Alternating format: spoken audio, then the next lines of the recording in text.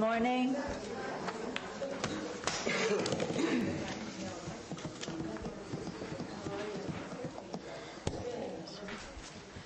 I'd like to welcome you to the first board meeting for 2011 and hope that we don't start it and end it like we did last year, which was with declaring emergencies because of storms.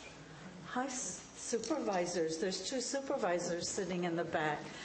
Supervisor Stein and Supervisor Thine. I remember when we had Stein and Thine, and we had to keep remembering, wait, Thine or Stein?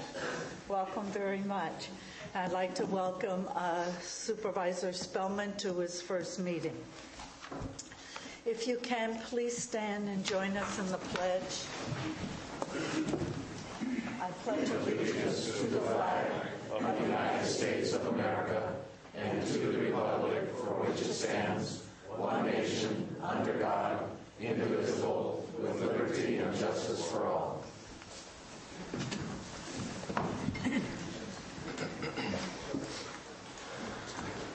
On December 14, we had a closed session pursuant to Government Code 54956.9, a conference with legal counsel, existing litigation, 3 cases with the NEMES and Superior Court cases CV 35775, 35721, and 36297, resulting in nothing to report. We now move to the selection of the chair and the vice chair for the 2011 year. Tom Tryon is our vice chair, and I know Supervisor Tryon has always wanted to follow my lead. So I'm asking the board, if they have no problems, that will allow Supervisor Tryon to take over the chair duties. Is there a problem? That's good. Tom, it's all yours. Well, I entertain a motion then for selection of the chair and the vice chair. Well, you're now the chair, so I get to make the motion. I move to assign Supervisor Tryon to the chairmanship for this year. Do I have a second? I second that motion. All in favor? Aye. Opposed? Passes on a 5-0. For the vice chair, I'd like to nominate Supervisor Tuffanelli. Do I have a second? I will second that. A motion by Supervisor Calaveras. A second by Supervisor Walensky. All in favor so indicate by stating aye. Aye. Opposed? It passes on a 5-0 vote of the Board of Supervisors. Before we get into the consent agenda, I would like to just talk a little bit about the seating arrangement. And I've always felt very strongly that the chair should sit in the middle with 2 supervisors on each side.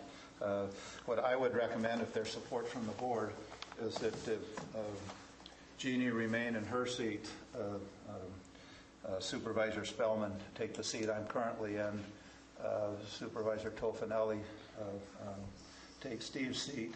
I'll be the chair. Marita would be next to me in Gary's seat. And Steve would then be in the seat that Darren Thomas is currently in. And I would like to go back to the system we had. Darren Spellman. What did I say? Darren Thomas. Unfortunate step at a time.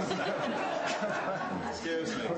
And then I'd like to take county council and put county council on the seat then beyond Darren. And we did that for many years. I mean, we're 15, 18 years.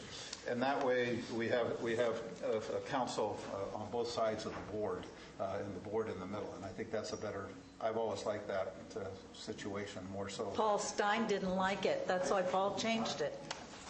And you agreed with him, Tom. I would recommend we change that back if there's support on the board to do that. Well, why don't we ask council and CAO how they feel they might like to be sitting next to each other? I think they will agree on whatever the board says. I think they'll still show That's a up good summation, Tom. I would think they would. Yeah, I would think they would too. I think they'll still be here for the meeting. I think that's a board decision. It was a board decision to change it. And if there is support on the board, then maybe when we take our first recess after the consent agenda items, we could rearrange the seating arrangement. Is there support on the board for that? I would support it. I would also. Rita? No. Steve? Don't care. You can rearrange the chairs any way you like. It's still the same thing. I support it. So there's 3 votes to do that. So after the consent agenda, we will see if we can take a brief recess and we'll restructure ourselves seating-wise. The following consent agenda items are expected to be routine and non-controversial. They will be acted upon by the board at one time without further discussion. Any board member, staff member, or interested member of the public may request that any item on the consent agenda be removed for further discussion prior to the board's taking action. The consent agenda today is items 1 through 5 inclusive. Is there any board member that wishes to pull any item on the consent agenda? Is there any staff member that wishes to pull any item on the consent agenda? Is there any member of the public here present this morning that has any item on the consent agenda, items 1 through 5, they wish to have discussed with or by the board prior to the board's taking action? Bonnie, would you please come forward and address the board from the podium? Item number 5, please. I want to pull it. Okay. Any other items to be pulled? Seeing none, the chair is open for a motion on the balance of the consent agenda as presented. So, go ahead. So moved. Second. I have a motion by Supervisor Tofinelli, a second by Supervisor Walensky. Do I have further board discussion? All in favor so indicate by stating aye. Aye. Opposed? Passes on a 5-0 vote of the board. We'll move then to item 5, which is a resolution authorizing an agreement between Calaveras County and Clean Harbors Environmental Services Incorporated for household hazardous waste collection services for an amount not to exceed $125,000. Bonnie, would you please come up and state your question? I believe I asked this last year. What are considered hazardous wastes? Where does it go? How many times a year do we transport it? And what do, wherever it goes to, do they do with it? Okay. Do we have a Public Works representative here this morning? Will you please come forward?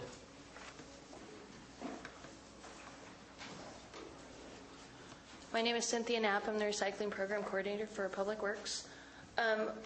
All of our hazardous waste, they actually go in different places. It depends on what the waste type is. Hazardous wastes can be from kitchen, things in your kitchen, your garage, your bathroom, a lot of different chemicals. Do you have anything specific that you're...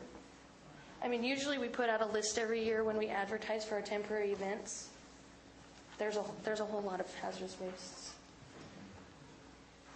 I just recall that last year there was one transport a year to somewhere out of county, and I'm just wondering what they do with it and why we can't do with it what they do with it, and why it costs us $125,000 to send it somewhere. We have 3 temporary events in the county. Those are the events that you must be thinking of once a year. And the waste types are transported from anywhere to another state that buries hazardous waste. Some hazardous waste are buried in other states that allow that. A lot of it is recycled. In California, we have a whole bunch of laws that most hazardous waste must be recycled. Our biggest hazardous waste is paint, and that is transported to LA, and it's recycled and distributed to different stores that use recycled paint. The majority of the waste is collected at Rock Creek, and it is picked up between 2 and 3 times a year, depending on how much waste we get. So we actually just had a pickup in December that we were going to try to get under this contract, but we had a little bit of money left in our old contract. And it was about 30 55-gallon drums of latex paint. So that's the majority of our hazardous waste is latex paint. Does that answer all your question? Okay. Joe Kelly on this resolution. This agreement between Clean Harbors Environmental Services, how many other agencies or services companies of this sort were asked to participate in a bid process, or was it put out to bid?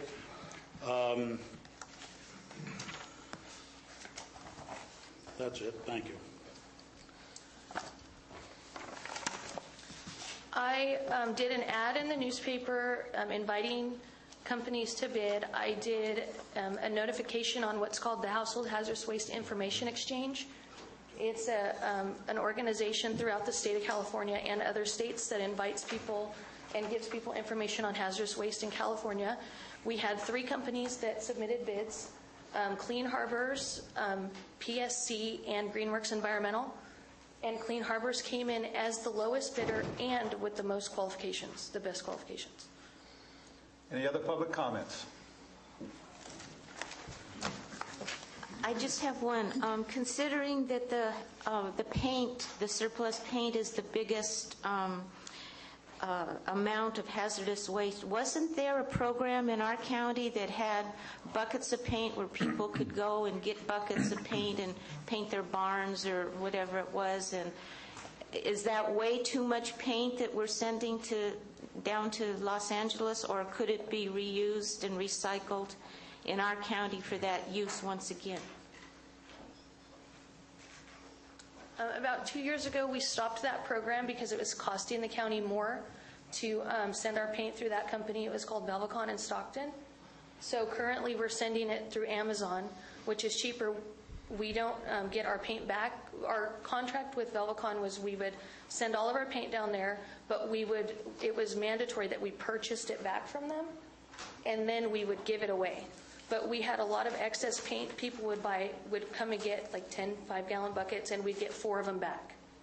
So it was costing us more money. We're having a lot of paint sit around the landfill. So we stopped doing that. We do have a reuse cabinet at Rock Creek. So if people bring in good cans of latex paint that we know can be reused, we put it in our reuse cabinet, and on the weekends people can go in and look at different chemicals or that we feel are okay to give to the public for reuse. And there's quite a bit of paint that goes in there as well. Okay. Any other comments? Seeing none, the chair is open for a motion on item 5. So move. Second. I have a motion by Supervisor Callaway, a second by Supervisor Tofinelli. Do I have further board discussion? All in favor, so indicate by stating aye. Aye. Opposed? It passes on a 5-0 vote. Okay, we'll take about a 3 or 4 minute recess. We'll kind of restructure ourselves. Proceed with the regular agenda.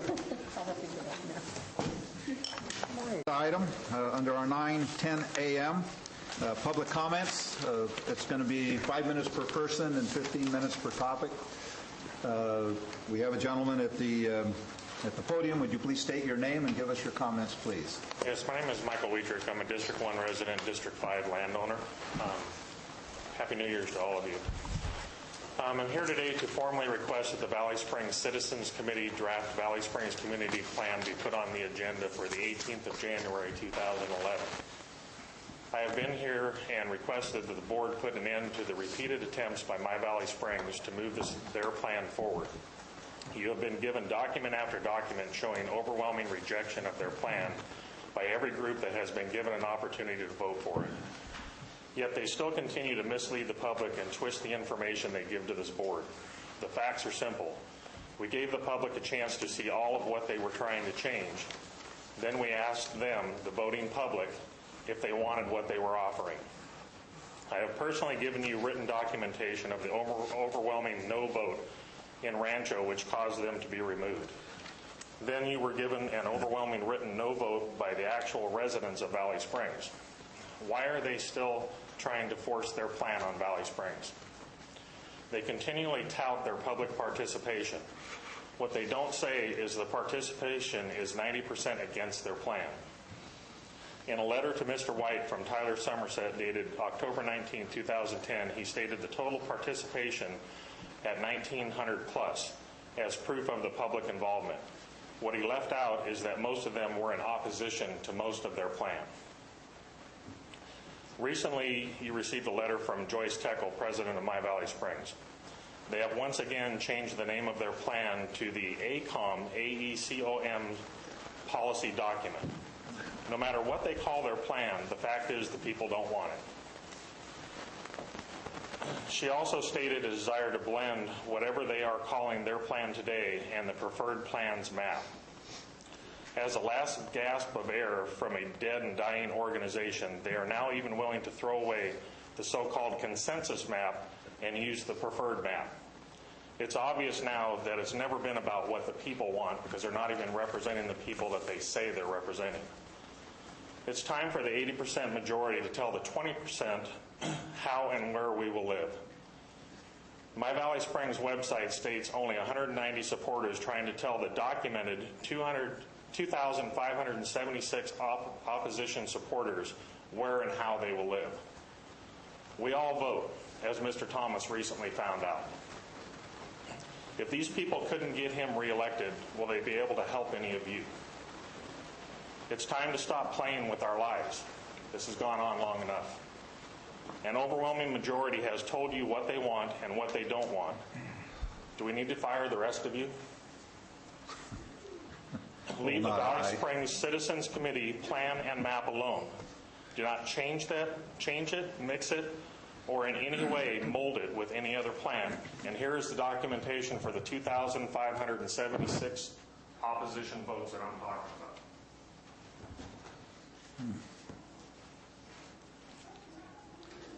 Thank you for your comments.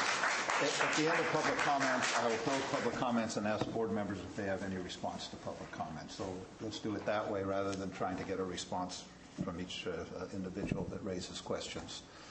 Please, state your name for the record. Happy New Year. Peter Race, Valley Spring. I'd like to read a little statement over here and then submit it to the record. Problems with Caltrans funded grant. Caltrans grant required a planning for smart growth. The grant is driving and backing into a county policy that's supposed to shift land use patterns long before public hearings were held to obtain public buy-in, converting to low density and high density.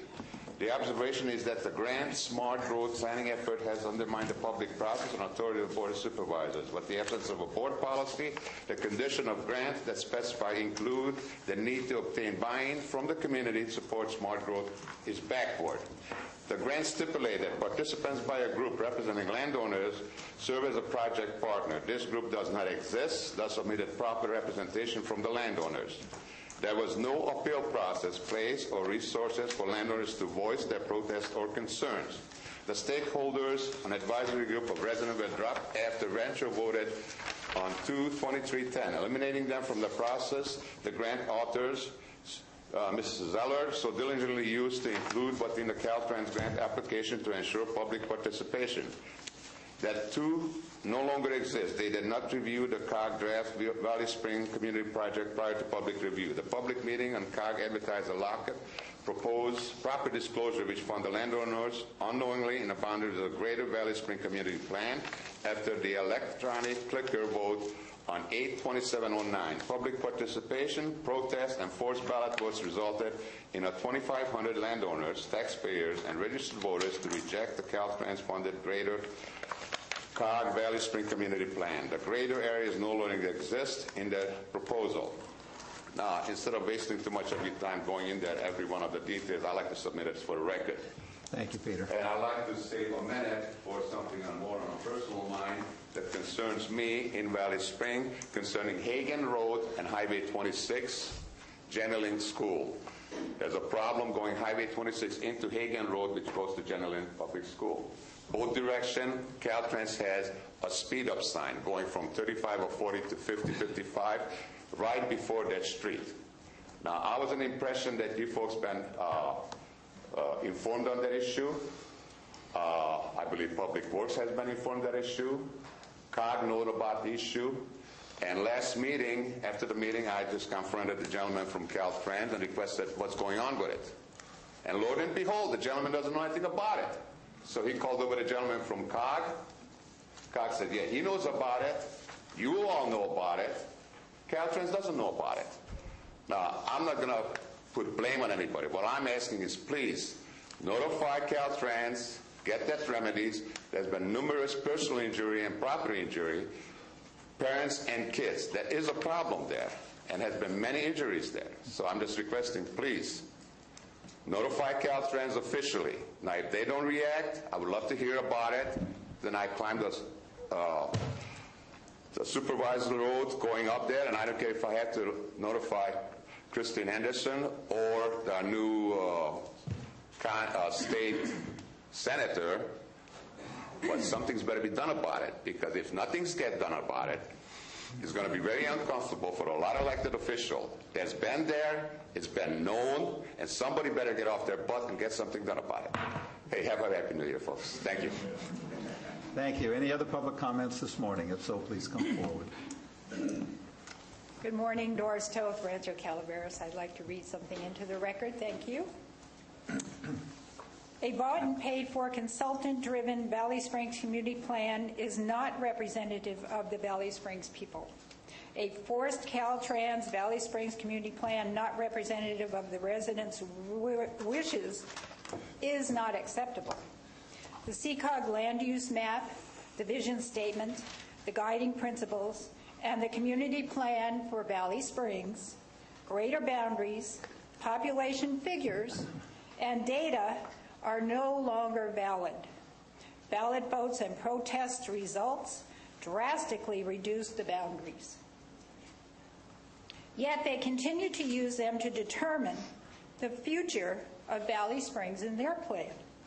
This is an abuse of power and violates the premise of the allergies itself, that the people make the decisions from beginning to end. Caltrans grant. The residents have all but left skid marks on Highway 12 and 26, showing their disdain and rejection for the predetermined CCOG Valley Springs community plan proposal and the Caltrans grant. Public participation turned to public rejection and withdrawal. What part of no does CCOG and the project partners not understand? Mrs. Zeller defends herself and the project partners in letters to the editor in the local newspapers and gives the perception that they are oblivious to the true circumstances, and they continue as if the public rejection, protest, and complaints do not exist, and that the public must accept what CCOG, the project partners, and the consultants created for Valley Springs. It was negligent spending of the $255,810 in grant funds and blaming everyone else for their inability to come up with an acceptable land use map. The Citizens Committee succeeded by doing the work voluntarily, without cost to the taxpayers, producing the land use map, vision, and guiding principles within 30 days, and in addition, another revised draft Valley Springs Community Plan with required public review meetings completed and submitted to the Board of Supervisors on September 7th, 2010, within 90 days. Almost there. Meeting the required deadlines for inclusion in the general plan update. The Valley Springs citizenry should have been given the opportunity to update the existing Valley Springs Community Plan as requested by the Board of Supervisors in the first place. Not a self-appointed group that does not reside in Valley Springs. All community plans in Calaveras County are written by the residents of that community. This is not groundbreaking news. The difference, My Valley Springs' self-appointed mission is funded by money-driven grants with hidden agendas, not public participation. My Valley Springs, consisting of 5 people, do not represent Valley Springs.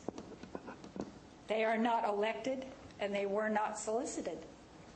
They cannot ignore and what will not go away. 2,500 landowners, taxpayers, and registered voters that live, work, and or own property in Valley Springs and in northwestern Calaveras County that are participating are saying no and have said no. Valley Springs is not for sale at any price for any grant or anyone. Thank you for listening. Thank you, Doris.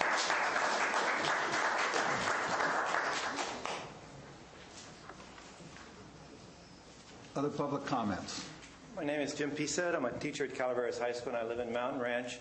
And I'd like to address the issue of 9 o'clock on Tuesday mornings.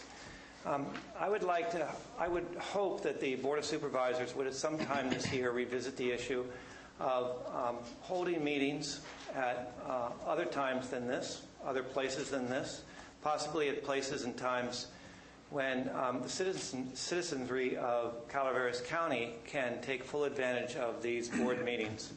As I was standing in the back, I noticed that there are about 50, 60 chairs here in this room, which means that there's only 50 or 60, except for standing room back there, of individuals who can actually attend this meeting. I also want to suggest that I have not, over the 27 years that I've lived in Calaveras County, had very many opportunities when I could come to the Board of Supervisors simply because I'm a school teacher, and school teachers can't get out at 9 o'clock in the morning on any particular day. And I think that I'm representative of a whole group of individuals throughout Calaveras County who are in the situation where they can't attend these meetings. And as the board, I do believe it is your responsibility to make these meetings open to as many people as possible. If you look around this room, I think that what we see is sort of an older generation of individuals.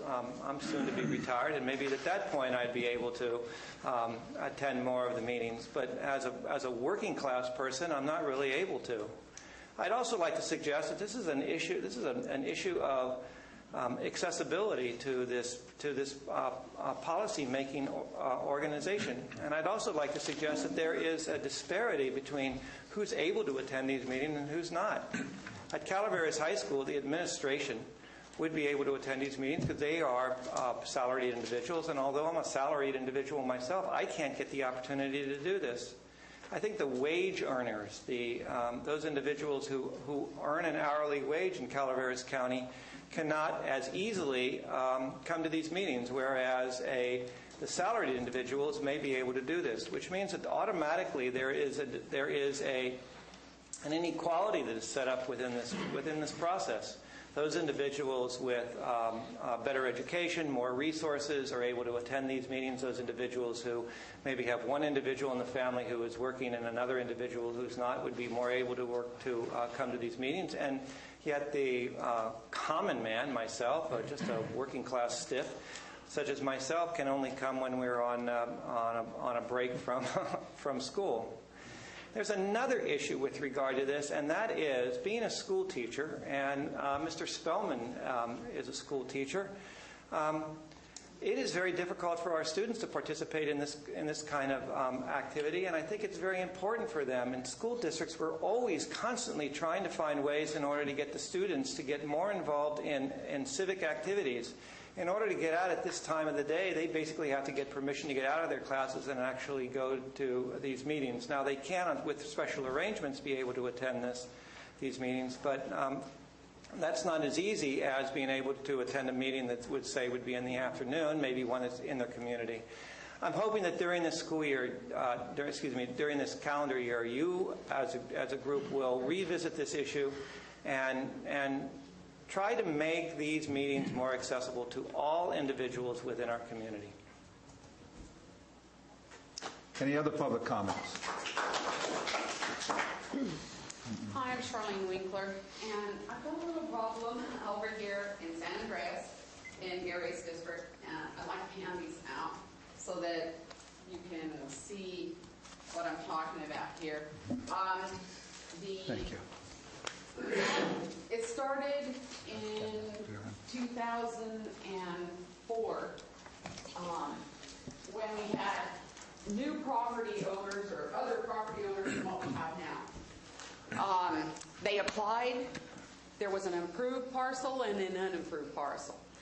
And the unimproved parcel applied for a subdivision map, in which they got together with the improved parcel to do a boundary line adjustment. My understanding was it was all tied together.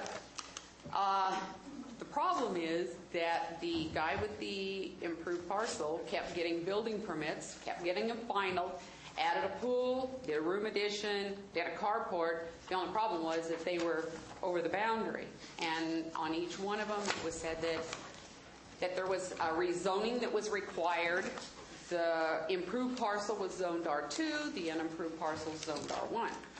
Well, to make a long story short, the guy with the improvements lost his house in foreclosure. The guy with the unimproved parcel deeded it back in lieu of foreclosure. So now we have all new people. We have people that bought the improved parcel through a foreclosure. So now we have the swimming pool, a carport, and a room addition that were added on, and they are over the boundary line. So we've been trying to correct this problem as soon as possible. Gary's aware of it. Gary was out there. It's not a little pool. It's 100 feet over the line here.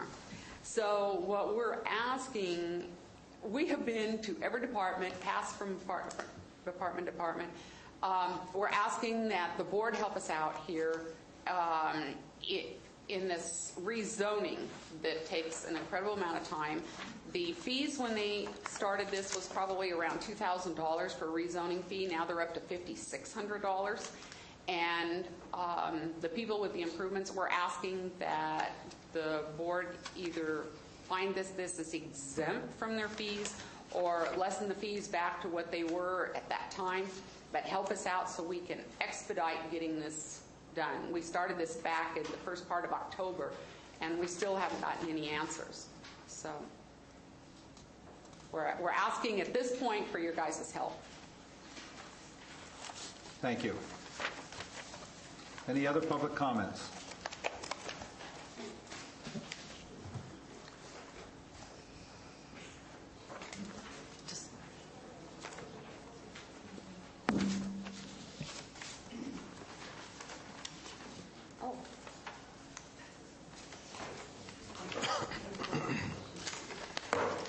Good morning, Bonnie Newman from Double Springs.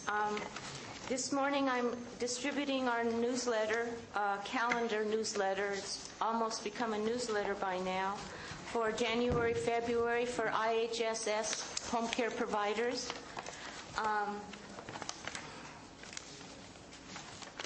We're putting it into a 2-month thing now, so I don't have to do it every month. We actually got SEIU Union to put a stamp on it last week. So I'm not soliciting donations for stamps. I'm soliciting donations for fingerprints for our home care providers. And a couple of issues. One thing I want to talk about is something that's become apparent to me is that certain IHSS recipients are experiencing a drastic cut in their hours. This has nothing to do with the state-mandated 3.6% cut across the board for all recipients of IHSS. This deals basically with people who are suffering from psychological or mental illness problems are really getting hit hard with their reassessments and having their hours cut drastically. Tonight in this room, we will be presenting a workshop on hour appeals training. This will be the second, sponsored by the union. The IHSS Advisory Board is planning on presenting their own workshop later next month, but we feel it's imperative to get this off the ground as soon as possible. We are setting ourselves up as advocates to assist people in the hour appeals process, which is very simple, but it's overwhelming for people who maybe don't understand the system. And so for that reason, I'm just taking this opportunity to announce at 5 o'clock this evening in these chambers, we will be doing an hour appeals workshop. And as always, I'm continuing to solicit donations for fingerprints. And for anyone in the audience that wishes a newsletter, I will put them down here where it does not offend anybody. But I know it's there, and you know it's there. Thank you very much. Thank you. Any other public comments?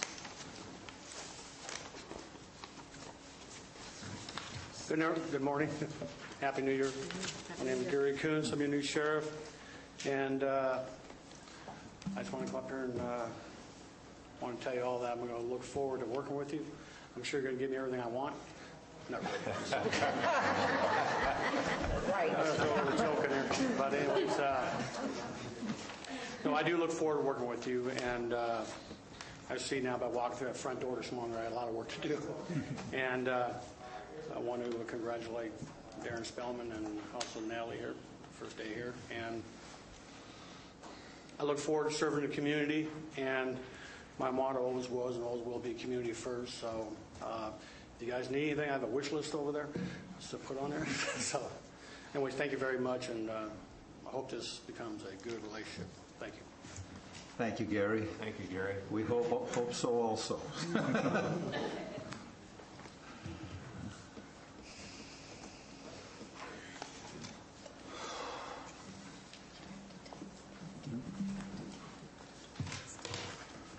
Terry Baker from Railroad Flat, and I'm here again today to talk about the illegal cock ranch operation slash poultry facility and admitted cockfighting ring. I'd just like to read, as soon as you get your papers there. This is pertaining to our grievance for the falsified findings in the April 30th, 2010 ADRC report. We request for a fair hearing, fact-finding per ADRC rules and county ordinance.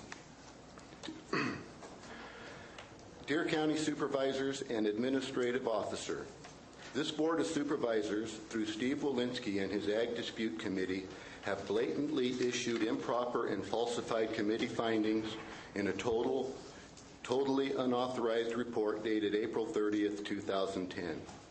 We request a fair hearing, facts finding, and a proper authorized and obtained ADRC findings to remedy the matter and the falsified findings, as we are entitled to under the rules and county ordinances involved. These so-called findings were issued and obtained in violation of the ADRC rules and county ordinances without the legally required fair hearing, facts findings, process, and procedures contained in the county code and are a blatant violation of the Ralph M. Brown Act. Both sets of falsified findings blatantly falsify the legal findings and rulings that were issued in the Calaveras County Superior Court criminal prosecutions. The first set pertains to the criminal conviction of Roberta Carolyn Redmond on September 11, 2007. The second set pertains to the separate additional criminal prosecution of her husband, David Redmond, on May 19, 2008. The ADRC's falsified findings are as follows. Set number 1. And number 2, on page 4 of this report, the judge in the first case found that the Redmond's poultry operation was not a commercial agricultural operation because it was not on land zone for commercial agriculture and therefore not exempt under the Animal Nuisance Code 610-110B. Set number 2, which is also on page 4 and 5 in your report, a different judge than the judge presiding over the first case found that the Redmond's poultry operation was in fact located on land zone for commercial agricultural operations, residential agriculture RA, and that agricultural operation, whether or not for the purpose of producing income, is a permitted use. The judge in the second case therefore determined that the Redmond's operation was not in violation due to the Animal Code 610-110. Now, neither judges, Mowini at the first trial or Judge Smith at David Redmond's second trial, issued any such legal findings or rulings, period. In fact, Judge Smith issued no findings and only one ruling, that the defendant David Redmond was found not guilty. As for the first set of the ADRC falsified findings pertaining to Roberta Redmond's criminal trial and conviction, Judge Moeni did, in fact, issue a legal finding that her chicken hobby was not a commercial ag operation and was not exempt. Judge Moeni did not issue a legal finding that the land was not zoned for commercial type agricultural operations. Judge Moeni issued a legal finding and ruling that clearly states that the chickens were not a commercial type agricultural operation simply because there was no evidence that it was a commercial ag operation. A complete copy of both the judge's findings are attached, and you can look over them for yourself for your references. After we submitted proof of this falsification to the Ag Dispute Committee in our information exchange, along with our formal written consent, which was accompanied with a clear and precise letter of explanation dated October 19th, 2010, we were told at an ADRC meeting was being held on October 29th, 2010. You have 15 seconds, Terry. At the meeting, I have two paragraphs. Keep going. At the meeting, Terry Baker went to just observe and meet the committee members. He was confronted by a hostile Supervisor Walensky, who told Mr. Baker that his form was filled out wrong and to take the form, go away, and come back later with the form filled out differently. Terry, we have it, and your 5 minutes is up. We'll read it. We're well aware. We're well aware of the issue. 5 minutes on this is up, and you aren't allowed to assign topics to others.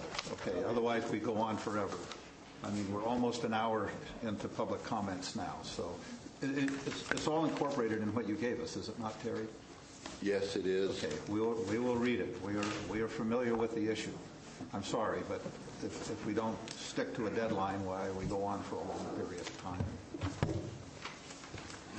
I got to be careful not to say Madam Chair anymore.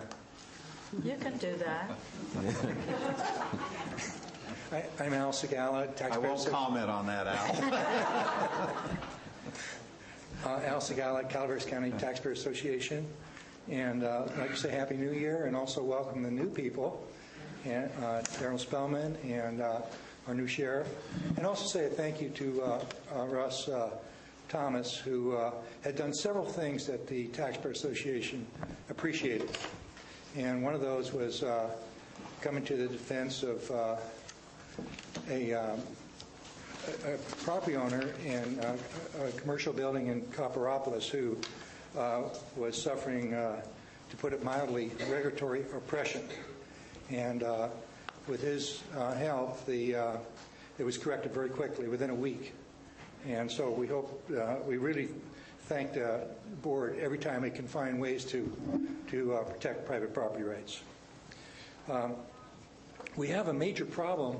The taxpayers have a major problem, and this is the CalPERS system.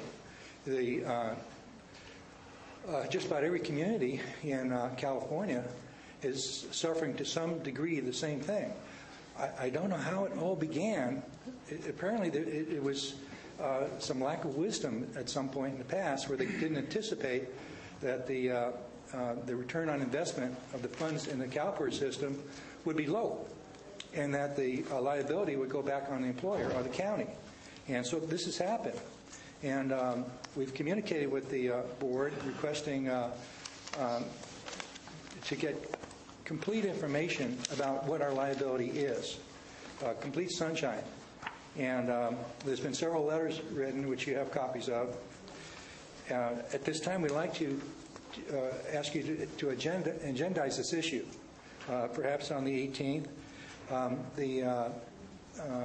The CAO is intended to set up a meeting this month because the last several weeks was too busy with the holidays to go over it. I'm not sure if this is going to be a board workshop or if a group of department heads.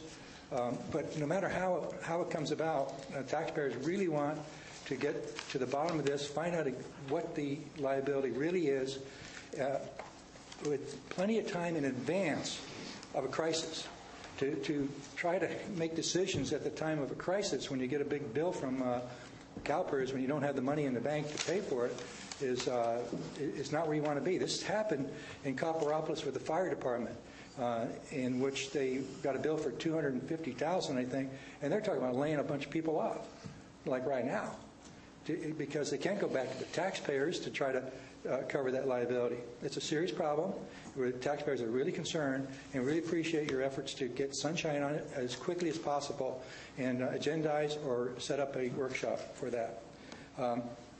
The purpose of the workshop would be to, number one, to find out what the county liability is. It's considered long-term reform. And now Tuolumne County reached an agreement with its employees, which was finalized yesterday, which is supposed to be very, very good, but I don't even know what it is. But they thought that they would be the first county, rural county, to be able to share this information to other counties that would perhaps give an avenue of solution for long-term solutions. One thing about this is not an issue of the taxpayers versus the public employees at all. Public employees are also taxpayers. It's about getting the truth about what's going on and then coming up with a fair solution. One of those solutions is not to increase taxes.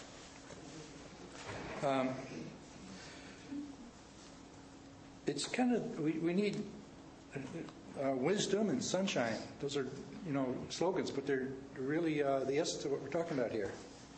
On January 13th, all the taxpayer groups, or most of the taxpayer groups in California are meeting in Sacramento. I'll be attending that meeting. One of the topics of discussion would be to try to find solutions to this retirement problem. Thank you for your time and attention. Thank you, Al. Any other public comments? Well, I haven't seen you in a while, Alice. How are you? Good to see you. I was giving you all a break. I'm Alice Rain from Rancho, and what I wanted to make mention and to verify the fact of Hagen. Hagen goes into the Jenny Lind School, and just before that is Driver Road, which is another road. And a few years ago, they came up with this idea of safe passage for children going to school. Well, when we discussed that subject, and the teachers thought it was great until we got the facts out there, and it wasn't. It was very dangerous. I've called when I was on the CSA, I called Caltrans, and I talked to one in Stockton, and they referred me up to San Andreas, and then to Angels Camp. So I did. I told Mr. Wright about Driver and about Hagen. And the portion of Hagen is true, because that is a spot right in the middle of what they call Skunk Hollow, and it's a major curve. And that point is where the bus gets over to its lane to make the left-hand turn into school. But coming zippity-doo-dah at 55 miles is the traffic coming up. And that they go past Garner, and the next road is coming up. Here is Hagen. Here's where the buses are turning. For a long time, we had a stack up of cars, 5 or 6 in a narrow lane, which actually ended up in the dirt. So these cars could wait for the bus to go. Well, there's nothing that says there that they have to slow down in a school zone. We asked about painting school zone. Only if the school faces Highway 26. Excuse me. Anyhow, Driver Road is the first one past Baldwin, and Baldwin is a 4-way. So when you come to Baldwin, there's a lot of people making a left-hand turn or a right-hand turn or going straight ahead or coming in either way. And I asked Caltrans about that, and I said, could you talk to Public Works at this time? This is 3 to 4 years ago, and I have documentation because everything I sent into Public Works, I have a copy of, and I've done this in all the commissions I've been on. But I asked if they could put a sign out there saying, right at 55 miles an hour, you pick up speed, you go about 35, 40 feet, and here is a left-hand turn onto Driver to get to the school or to get to the people's homes. You can't make it. If the cars are coming at you at 55 miles an hour, both directions, and you want to make a left-hand turn into the schoolyard, we've had a lot of accidents in there. And it's because they don't have the sign up saying, you have the crosswalk or the crossway coming in. There's nothing. There's no T there to show you what is coming up. And the speed limit there has been raised to 55. Well, that you can't go that way and then go right on down to Hagen, and just before you get there is 55 miles an hour again. Finally, it goes down as you're going around Skunk Hollow to about 45. But if you're not careful, you'll end up in the ditch. And this is something that really needs to be, and as I said, 3 to 4 years I've been working on this, and I didn't get the cooperation that we needed. And this to me is critical because it's children. It's children walking along there. It's parents trying, they're in a hurry, get their kids into the school so they can get to work. And it's something that really needs to be investigated. And I know Mr. Spellman, the new supervisor, will be working on that. I just know he will. But I think the rest of you, in all seriousness, when you come down that way, take a look. You'll see for yourselves. And I appreciate you letting me talk. I really do, and it's good to see all of you here. And you look pretty happy. You really do. So thank you. Thank you, Alice. Any other public comments? Hello, I'm Madeline Kurska, County Clerk Recorder, and I have a couple of announcements from our office. As of January 31st, the certification to do passports in our office will no longer be valid.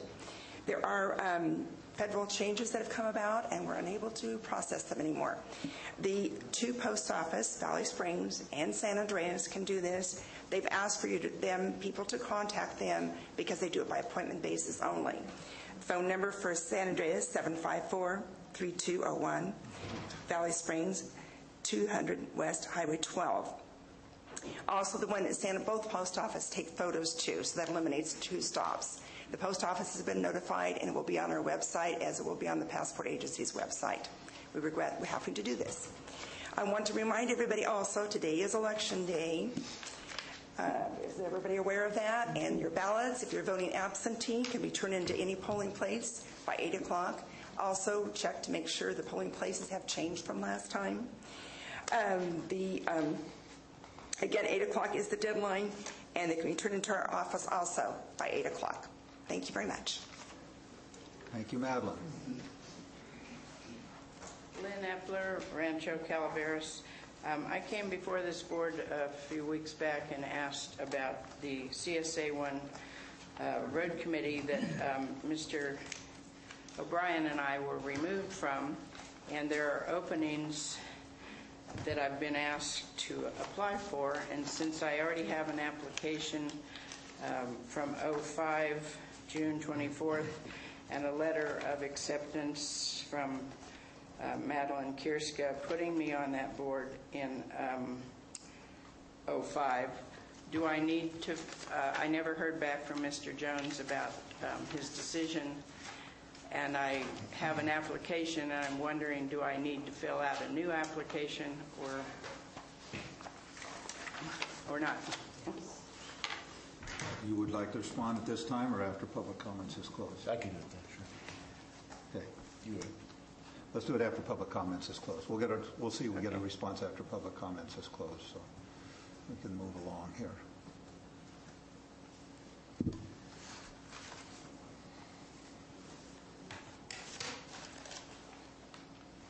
Any other public comments?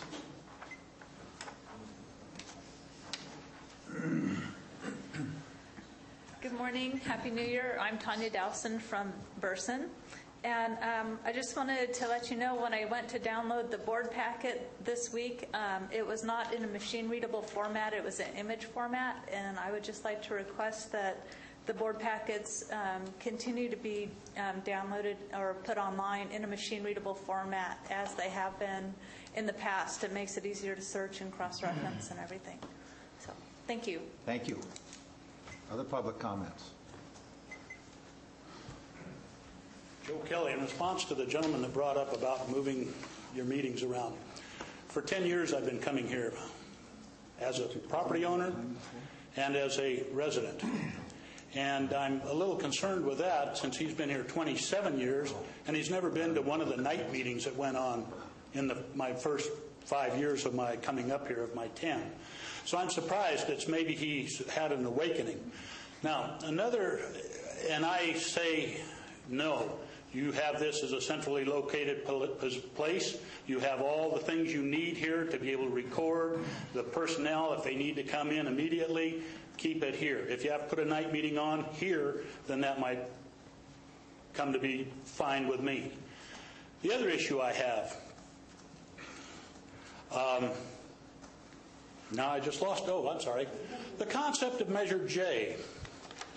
I did as Mr. Evans, in a discussion with him, told me to do, is to look at the board's website and the jail site on that particular website. And I did. And I looked to see, and I found that in that website issue of the discussion was the demolition of the old jail. Yet it didn't give a cost for it, and it didn't give a revenue source. But the revenue source seemed to be considered under Measure J, and yet Measure J, when it was presented to the people, did not give a demolition of the old jail. It was only new construction. Now, my concern is I hope my feeble mind remembers correctly, but it was my impression that the jail was going to be looked at, the old jail was going to be looked at to be used for other purposes until it became an issue of deferred maintenance and removal of asbestos, hazardous waste removal.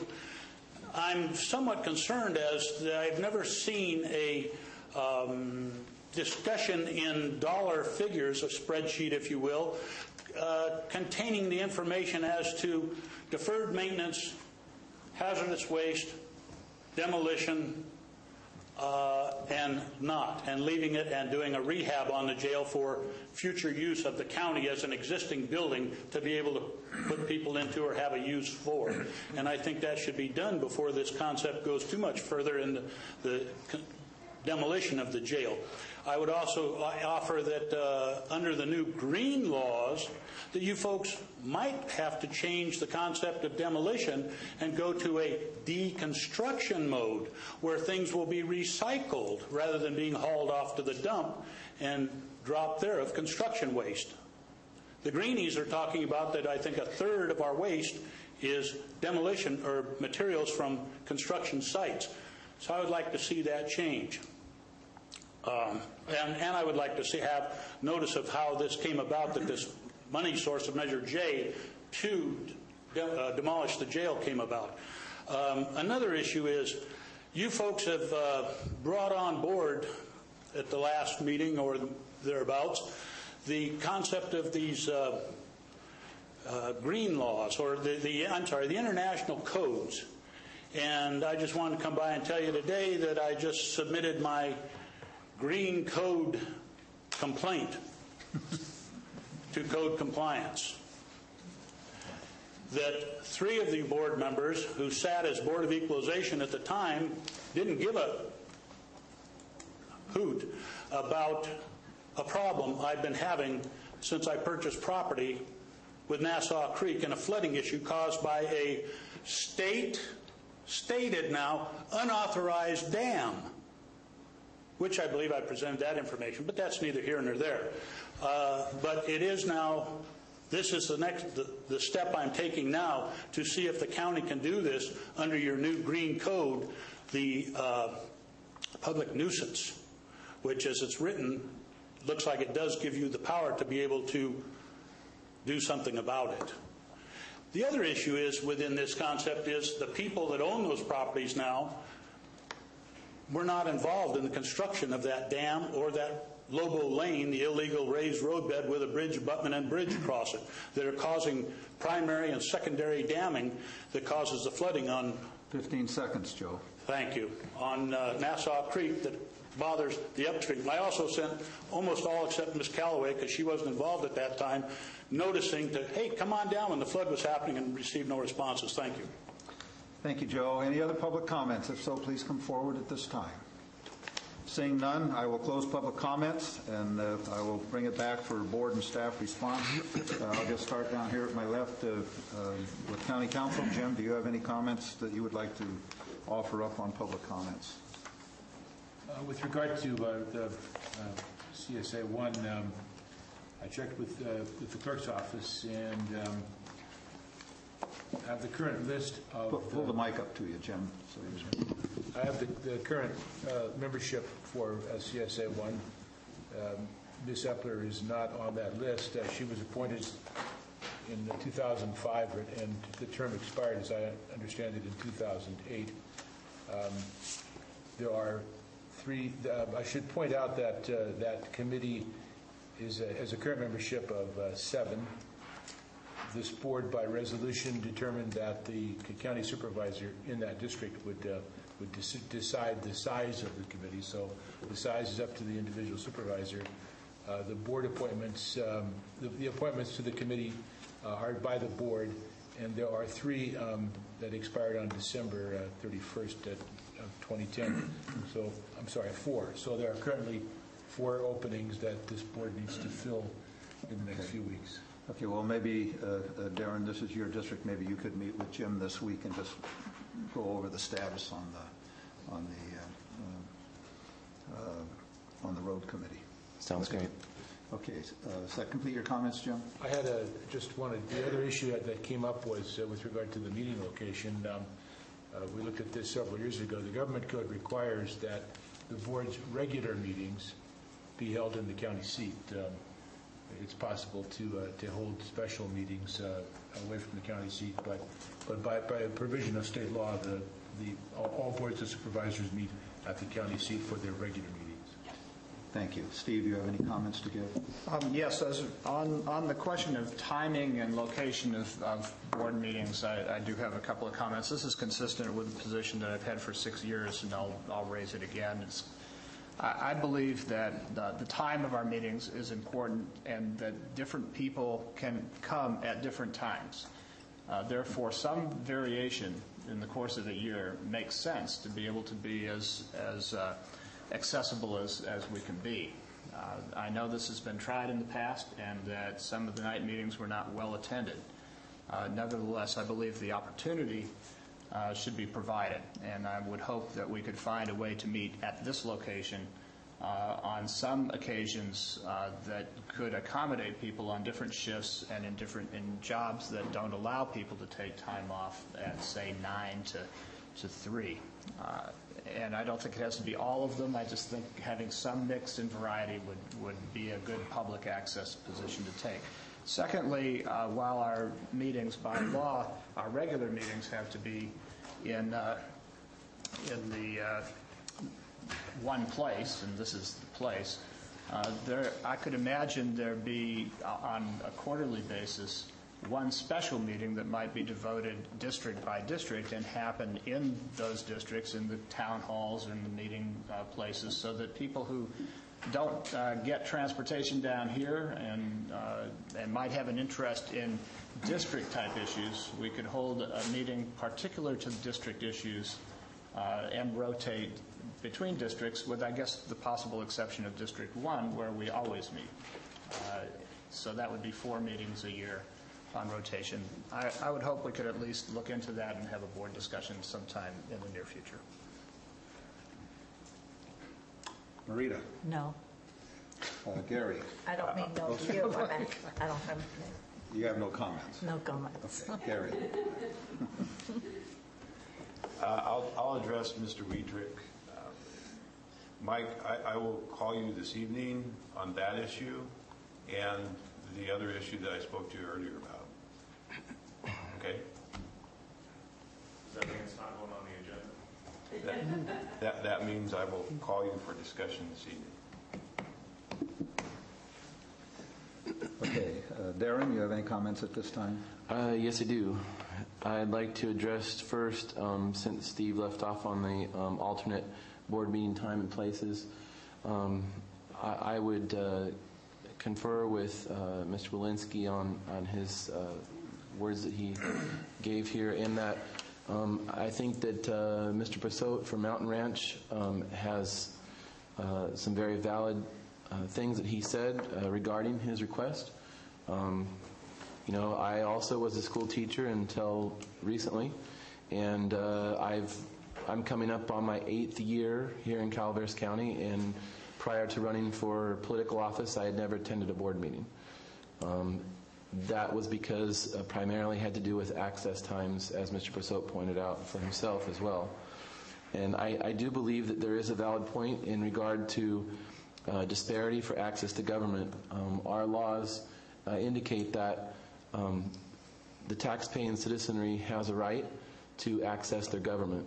And whether we make it hard for them on purpose or it's hard for them just coincidentally, either way, I do believe from the last year of campaigning that there is difficulty on the part of many people to be able to attend at the given time from 9 until noon on Tuesdays.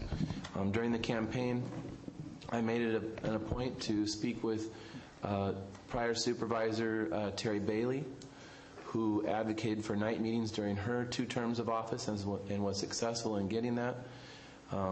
I made a pledge to the people that I would work towards providing alternative meeting times, and I'm glad that this came up today at my first meeting so we can get right on this.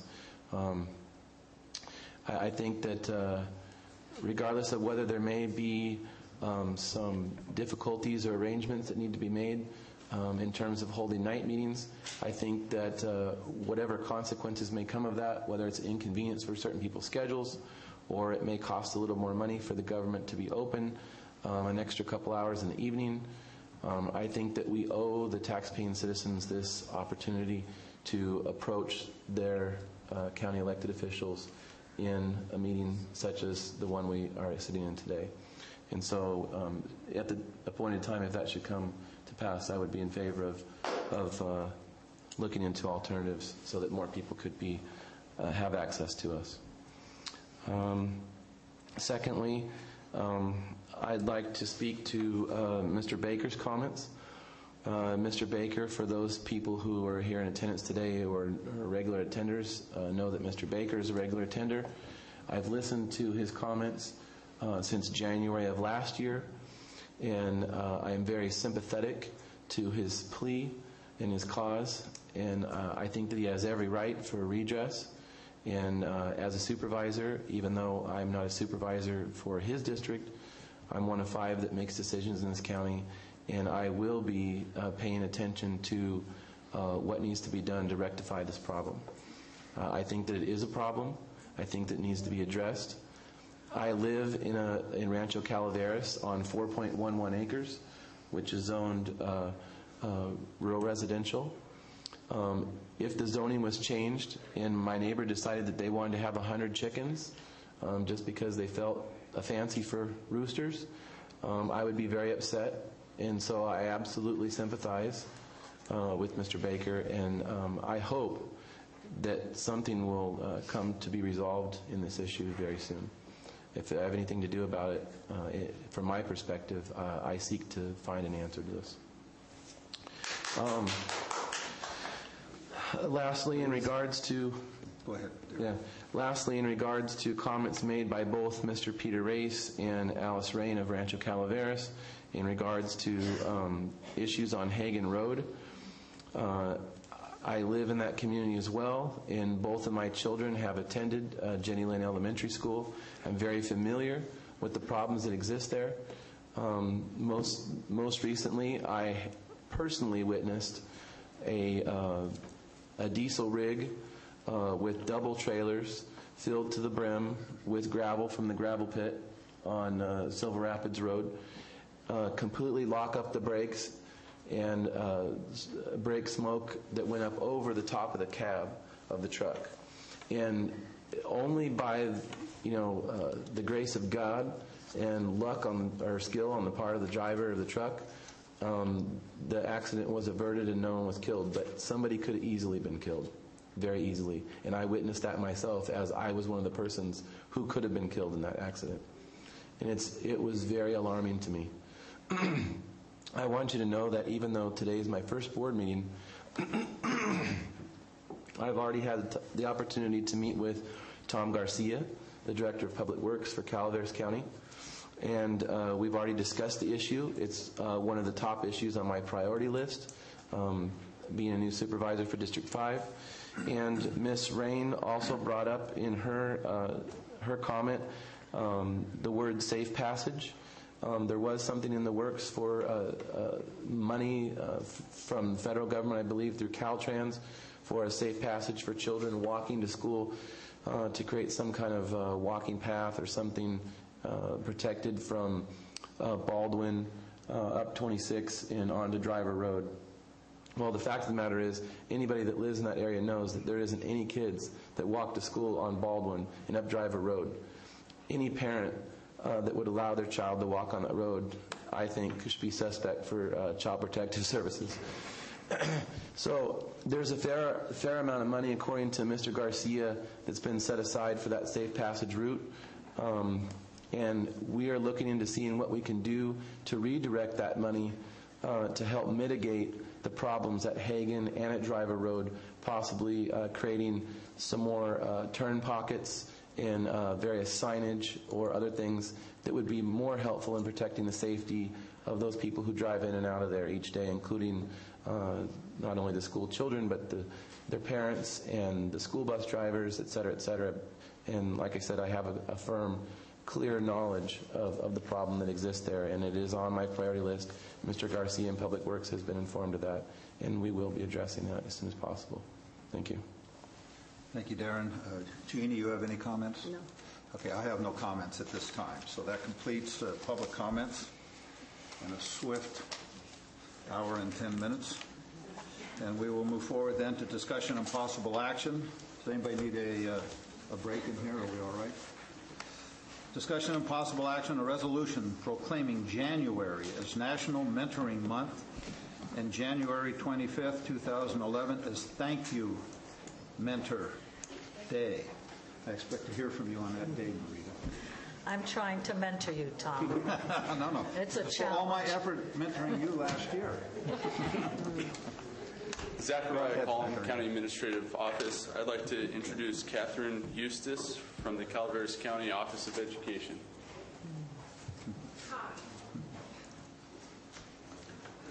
Steve knew when he saw me, it must be January. So it's National Mentoring Month in January, as many of you know, and we're making our annual visit to the Board of Supervisors to share the progress and ask for your support for mentoring in our county, for the youth of our county. There are a number of people who have joined me in support of youth mentoring this morning. I'd ask that they'd come up and stand with me, please, here at the podium. And I brought gifts. No, for now. You're really late Christmas.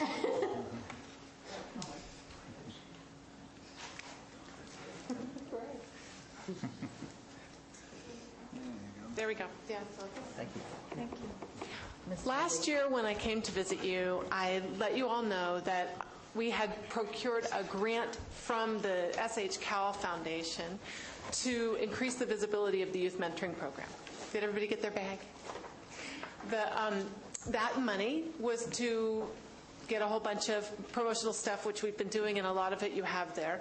And we've been working on trying to get it all together to really make a big splash this National Mentoring Month.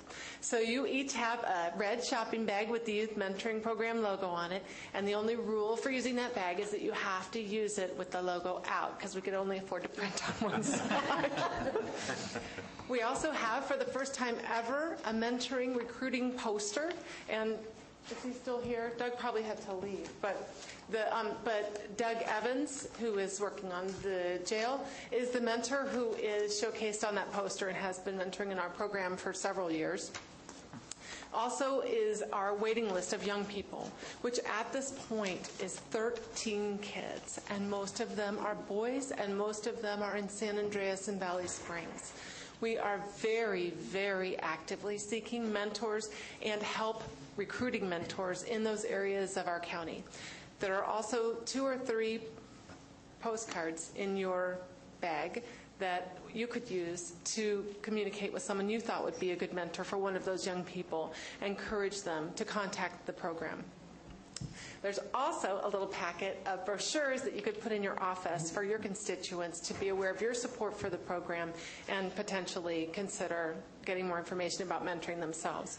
One of the things that we've learned over the last year is that while mentoring isn't for everyone, as a volunteer opportunity, support for mentoring is pretty much across the board when you ask anybody about it. So what we're trying to do now is get as much public awareness about the program out as we can and ask all those people who may not be ready to be mentors themselves or for whom it isn't the right volunteer opportunity to help us find the right mentors for the young people waiting in our county. So that's what I'm here to ask for your support today and for everyone who is watching this meeting and sees it on TV. You do not have to become a mentor to support the Calaveras Youth Mentoring Program or our young people. What we would like you to try to do is help us find the mentors. So if you can go to our website, calaverasmentoring.org, and look at our waiting list there and consider these eager young people and whether or not you might know someone who would be a really good mentor for them. We have a number of really good mentors standing up here with us today. I'd like to give them a round of applause.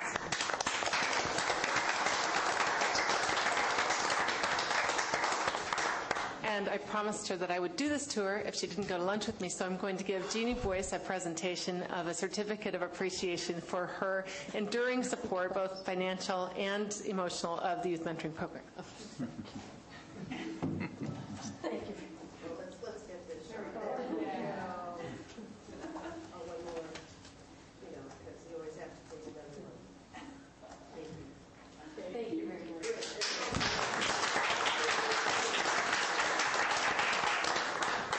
And finally, our big news for this year, and I think I brought this up last January, is that we've been working to create a nonprofit support group for the Youth Mentoring Program, and we're extremely happy to announce that we now have a 501c3 incorporated nonprofit called the Calaveras Mentoring Foundation, which will be producing this year's Follies and River Rafting Adventure and working to gather additional support and awareness for youth mentoring in Calaveras County. Thank you. So I hope you'll vote for the... I'd like to read the resolution to you. Resolution proclaiming January as National Mentoring Month and January 25th, 2011 as Thank Your Mentor Day. Whereas the future of Calaveras County rests on the hopes and dreams of its children and youth, and whereas too many of our youth face struggles with alcohol and other drugs, gangs, teen pregnancy, and educational failure, and whereas mentors provide valuable role models for our youth, and whereas relationships with caring mentors offer youth valuable support, friendship, and guidance toward making healthy life decisions, and whereas research has shown that mentored youth are 52% less likely to skip school, 46% less likely to start using drugs, 27% less likely to start drinking, and whereas mentoring after-school programs, mentor coalitions, public and private organizations throughout California are committed to increasing the number of quality mentors available, and whereas there are Calaveras youth in 1st through 12th grades waiting for mentors, and whereas National Mentoring Month provides an opportunity to recognize and commend the efforts of mentors and raise community awareness of the importance of mentoring. And now, therefore, let it be resolved that the Board of Supervisors, Calaveras County, hereby declares January 2011 as National Mentoring Month and January 25th, 2011 as Thank Your Mentor Day. And be it further resolved that the Board of Supervisors encourages Calaveras residents to honor the role models in their lives by becoming mentors to local youth.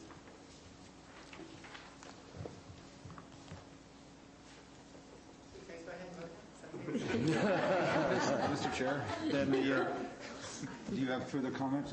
Otherwise, the chair is open for a motion. I'd like to make that motion to adopt, and with a second, also make a comment, if there is a second. Okay, I have a motion. Do I have a second? I will second.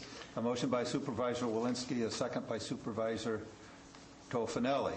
And, of course, they are both products of my mentoring. I dropped out early. At the opposite end of the spectrum. I have a motion, I have a second. Do I have further discussions? Yeah. Yes, thank you. I just wanted to, we don't get a chance much to see the mentors except occasionally at the library, so thank you for coming out today, and it's a good opportunity for us to thank you personally for what you do, both those of you who are here and the many other people who are in the mentoring program. Every generation seems to have some, I don't know, remorse or regret at the state of the following generation, and yet few people do anything about it. We have a lot of at-risk kids in this county. We have a lot of people who are headed on tracks that ultimately could cost. We have a lot of taxpayer interest present. Cost taxpayers a lot. A little bit of time up front, a little bit of investment in the lives of these kids, often who haven't gotten the level of support from family for a variety of reasons, makes a huge difference in the outcome. One adult role model that's functional, ambulatory or not, but is ready to participate in life with them makes all the difference. And I've seen that difference in my district. I know it's happening all across this county. And if it weren't for the fierce determination and dedication of one Catherine Eustace, this thing wouldn't even exist. So I want to make sure that we call that out today because you are indeed a treasure and special to this county and have made a difference in a lot of lives. So thank you. I would take this opportunity to introduce our new superintendent, Kathy Northington, who sat through all the fantastically interesting public comments to get to this part of the agenda today as well. Thank you. Any other comments on this item? Darren? I'd like to thank the mentors that came today and let us see their faces. So I'm new to the board, so it's good for me to be able to see your faces and know some of the people that are involved.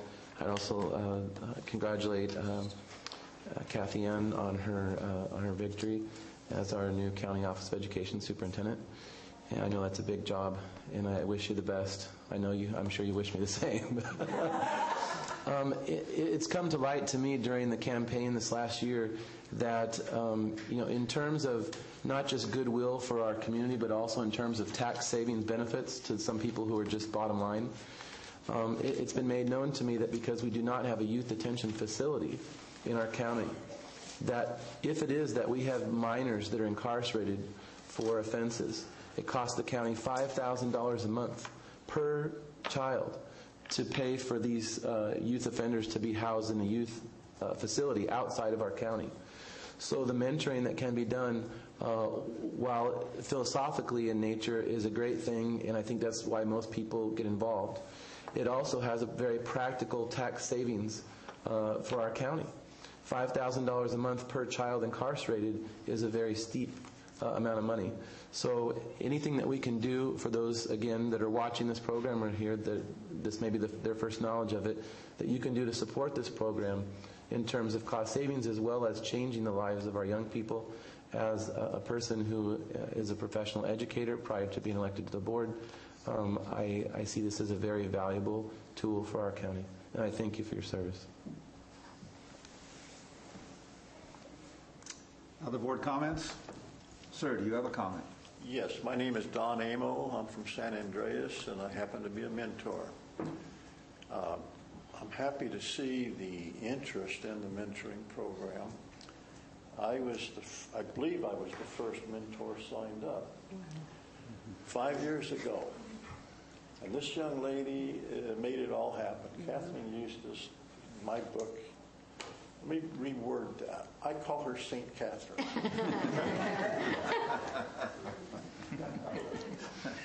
Thank you, sir. I have a motion and a second on the floor. All in favor, so indicate by stating aye. Aye. Aye. Opposed? Passes on a 5-0 vote of the Board of Supervisors. Thank you. Does anybody need a break before we go into the next one? We'll move forward. Go ahead if you need to.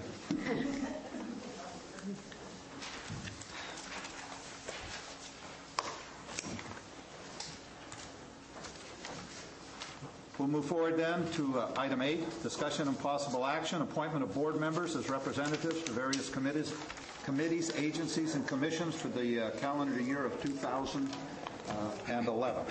So I'll put that in play for discussion.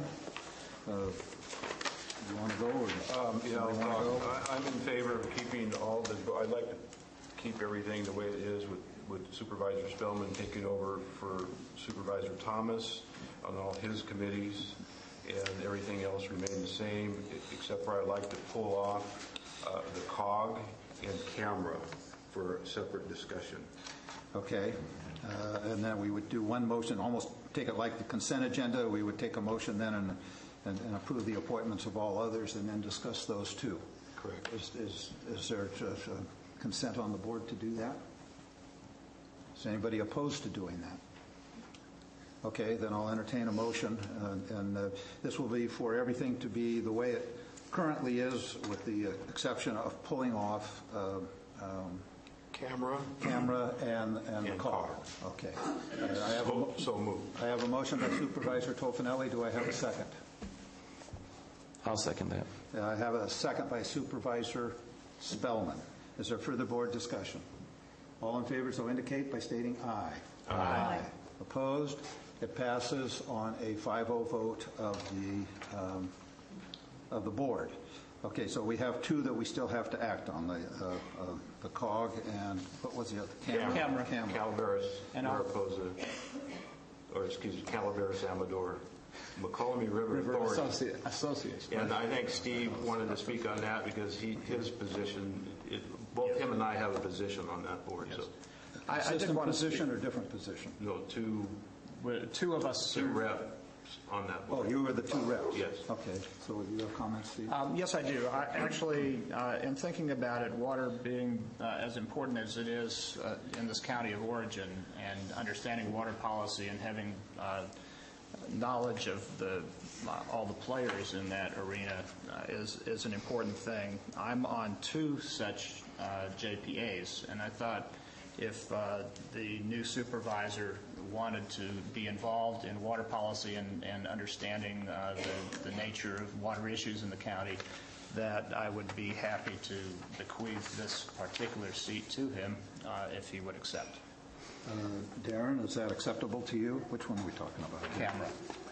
So the second one down. Right. The Calaveras, Amador, McCollum Hill River Authority. Now that's going to be for both the Calaveras and the McCollum River? Amador, Calaveras have reps on it, and so does CCWD, and Amador's Water District has a separate seat on that also. Yes, it's mislabeled here. It's not a Moke Hill Authority. It's a McCollum River Authority, and it involves all of the, or many of the irrigation district and water agencies and key players in water, with the exception of East Bay Mud. This is where local people get together in the absence of East Bay Mud to talk about it. That would be fine. Okay. And then, Marita, are you willing to remain as the first alternate? Oh, yes. He attended the alternate. Okay, why don't we entertain a motion on that then? I'll second. Okay. The motion is to appoint Supervisor Spellman as a board representative and Supervisor Callaway as the first alternative. I have a motion by Supervisor Tofinelli, a second by Supervisor Walensky. Is there further board discussion? All in favor, so indicate by stating aye. Aye. Opposed? It passes on a 5-0 vote of the board. Then, Gary, you also wanted to discuss separately the COG. I did. I would like to, I've had a conversation. Yeah, okay, wait a minute. Let's see where we are up here first. And then after we get a second, I'll open it for discussion. So you want to discuss this one or the last one? We used to go to the COG one. Okay. I talked to Supervisor Callaway last year at this time about my wishes to sit on the COG board. She's the longest sitting supervisor on that board. And I would like to replace her at this time for the coming year as the board rep on COG. Okay. And I would like to I would like to make that motion and have Supervisor Tryon, Supervisor Toffenelli as the 2 board reps, with Supervisor Spellman as the first alternative, and Supervisor Calaveras as the second alternative. Okay, and then we have a third also. And Supervisor Walensky as the third. Okay. I'm happy to stay off that list altogether, actually. Well, we need to have, I mean, the third's almost not being on it. So, all right, well. Let's just leave you there. Good enough. Okay. Is that a motion? It's a motion. Okay, is there a second? I'll second that motion. Okay, I have a motion, I have a second. Is there further board discussion? Then I'll open it up for citizen. Yeah, I believe there may be. Okay. You want to do citizen discussion first? Let's Okay, citizen discussion. Is there any citizen, excuse me, comments, please? Discussion or comment? Hi, my name is Joyce Carrillo, Carrillo. I live in Mountain Ranch, and I would ask that this board seriously consider keeping Ms. Callaway on as the CCOG representative along with Mr. Tryon. For nothing more than geographic diversity. I live up country, Marita lives up country. We need some representation of people who are in need of bus service up country, and we need strong representation for someone to advocate for us. In Mountain Ranch, when Railroad Flat lost its service, and we're always afraid in Mountain Ranch that we're going to lose our service as well. Up country, there's a lot of people who are very low income and don't have the gas or the ability to come down to the San Andreas area for services, and we're looking for the continuation of Marita's strong advocacy for public transportation. So we need that, and as well as upcountry representation for those of us who are living in the midst of very severe poverty, and those people do need bus service. Thank you. Thank you. Any other, excuse me, I'm losing my voice. Any other public comments? Joe Kelly. I'm very much concerned. You just violated the Brown Act twice by not having public comment on your 2 different votes you just took. This is an agendized item, is it not? Is it subject to the Brown Act? Well, it's agendized, and that meets the Brown Act requirement. So. It meets the Brown Act requirement, so it means that we should have public comment through all process of this, whether you have 1 issue or 100 issues in this under this agenda item. When's this going to stop, sir? When are you folks going to at least have Mr. Jones fill out a little thing to hand you to give you an itemized list to go down to and say from the board down to public comment so that we have a chance to speak? At the beginning of the board agenda, it says, if you wish to address the board on an agenda item, please come to the rostrum and give your name and your comments or questions. Please limit your comments to the specific subject under discussion. Time limits shall be at the discussion of the chair. Then yes, and if I get up, I've had you chase me off. Let me finish. This young lady that just spoke raised her hand, caught the chair's attention that she wished to speak. And that's how it happens. We don't open it up for public comments on every item. Well, you should. It's under the Brown Act. We have the right. We have the right. We have. And the agenda allows that right and tells you how to exercise. I don't think it does allow that right to split it up the way you did and go over it. You should open it up, at least, or tell the people if you're breaking it up into 3 segments that, here, before we vote, we're going to ask for public comment on this. Is anybody there? That's a common courtesy, sir, if nothing else. Well, I would respectfully disagree. Well, I don't respectfully agree with you. That if you want to speak, all you have to do is come to the podium or get the attention of the chair. Okay, fine. And here's the other point I'd like to make. If it was under the last 2 or this one, I would like to know how much it costs us for participation in CSAC, which is based on, at least in the 90s, was based on an 11 participatory value, no dollar value given, and a 4 vote. I would also like to know the cost of RCRC participation to this county, and I would like to know what are the outcomes of these things. What are the real benefits? I want to start seeing information that tells us what is what. That's not the agenda item, Joe. The agenda item is making board appointments. You're making board appointments to CSAC, are you not? Yes. Okay. We just did, and Marita's Yes, I know that. I saw it. That's why I'm asking the question I'm asking. Joe, listen. That's what's on the board's agenda. An appointment of a board member to CSAC and a second alternate and an alternate. Then when it's brought up as CSAC, why don't you just contact the CAO? Because I don't get answers, sir. Oh, come on, Joe. Oh, come on, Joe. Nothing. Okay. Well, I'm going to rule you out of order because you're way off the agenda item. Here. Okay. Do this way. Any way you like it, Yeah. Joe. Okay. Thank you, sir. I just appreciate your violations of the Brown Act continually. Oh, Joe, please sit. Young lady. Young. I'm Suzanne Russin from Mountain Ranch, and I'd like to echo Joyce Carrillo's comments. I'd like to see some representation of the upcountry people, because what we see now is really Valley Springs and San Andreas, and we really need to have communities like Railroad Flat, Mountain Ranch, and Arnold represented. So if possible, I'd like you to take that under consideration. Thank you. Thank you. Any other public comments? Yes, Colleen Platt, myvalleysprings.com. We would just like to support keeping Supervisor Callaway if she wishes to continue on the board, on the council, excuse me.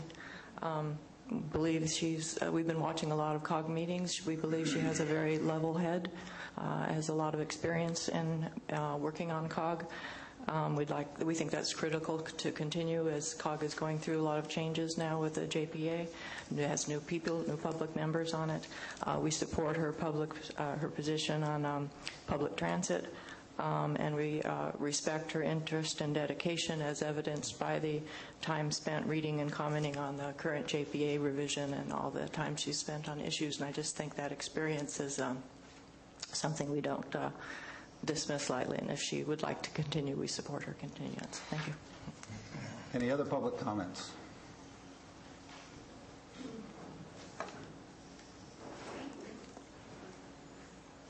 Yes, my name is Carol Phelps, and I live in Mountain Ranch. And I'm just wondering, Mr. Tofinelli, why you want to go on COG? What's your rationale? Okay, this is to give your comments, okay, not to engage. That's fine. That's as a citizen, I would like to know what his thinkings are, why he would like to replace Ms. Callaway. Okay. Thank you. Thank you. Any other public comments?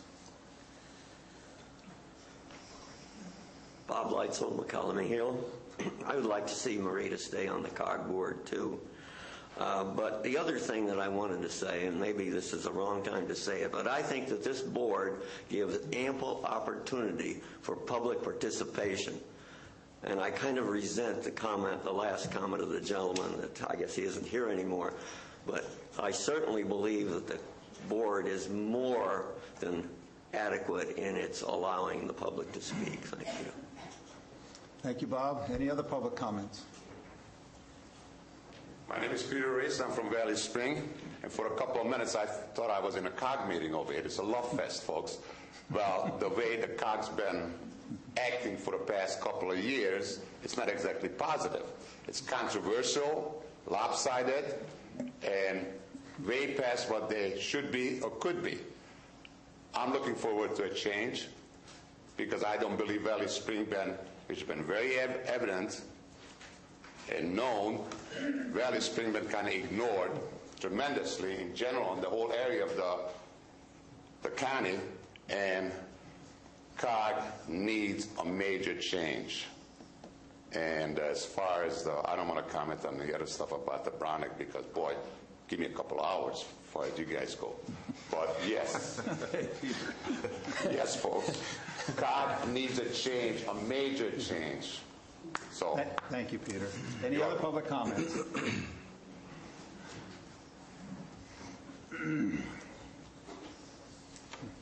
Twice in one meeting. I'm just glad I'm here.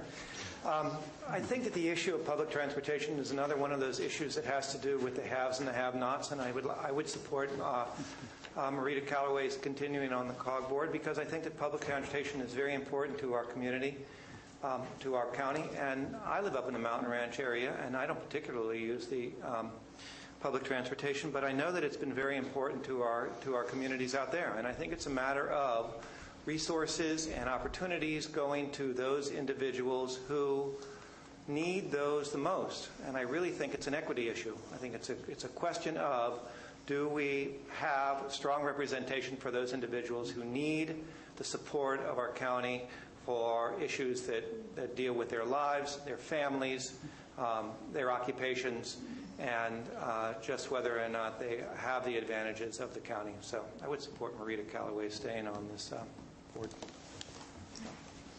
Other public comments?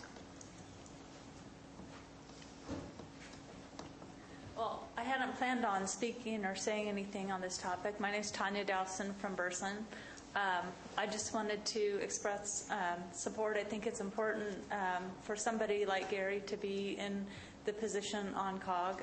He shows far more respect for property rights, and that's very fundamental in our representatives who have power and influence over decisions that affect us in our freedom and our daily lives. And I think he would be a far better choice as a representative in this country, in the United States. I think somebody with his values is important in that position. And I wish I had prepared something more eloquent, but thank you. Thank you. Any other public comments?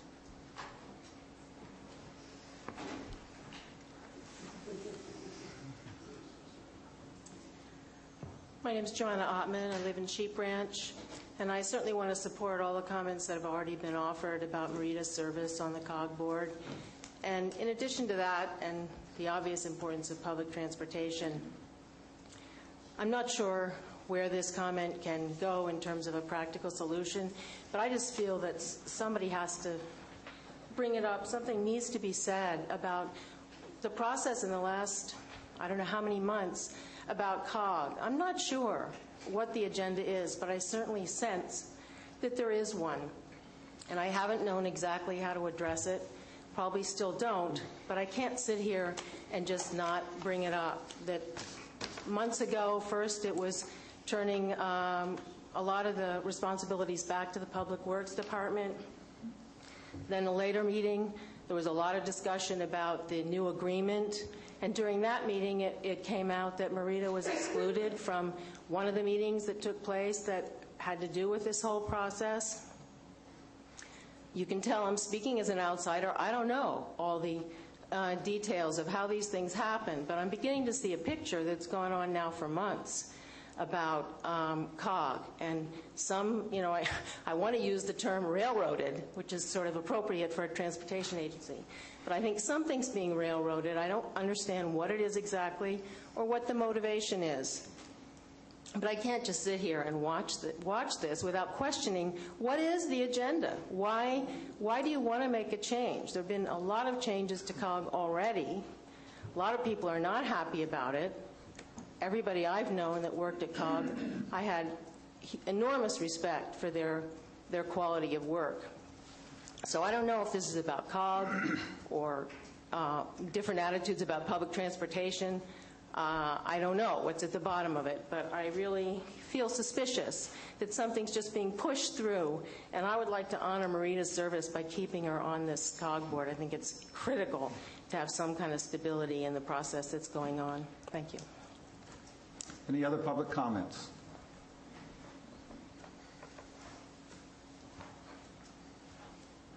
Lynn Epler, Rancho, Calaveras.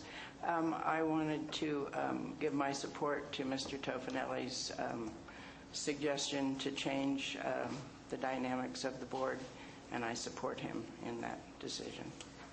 Thank you. Any other public comments? Seeing none, I'll close public comments. I'll bring it back to the board. There's a motion. There's a second before the board. Is there further board discussion? Yes, I do. I do not support this. I think there is an agenda. As Ms. Altman said, I think, if anything, Mr. Tryon should leave the COG board. We'll have 4 people from the Angels Camp area that'll serve on the COG board. Both Mr. Tryon and Mr. Tofinelli have been extremely critical during these board meetings to, I think, a detrimental effect to the COG. I think there's been a lot of antagonism. A year ago, I think, when Mr. Tryon went back on, it was he wanted to be on, so there'd be differencing of opinion on the COG board. I think Mr. Tuffanelli and Mr. Tryon are in lockstep, and I don't know what their agenda is. I can only anticipate what their agenda is for the COG board. And if anything, then Mr. Tryon should step down to leave 3 people from Angels, and then let Mr. Tuffanelli take Mr. Tryon's spot on the board.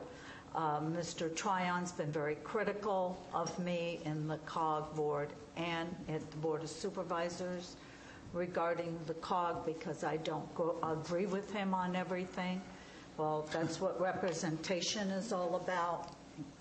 He has accused me of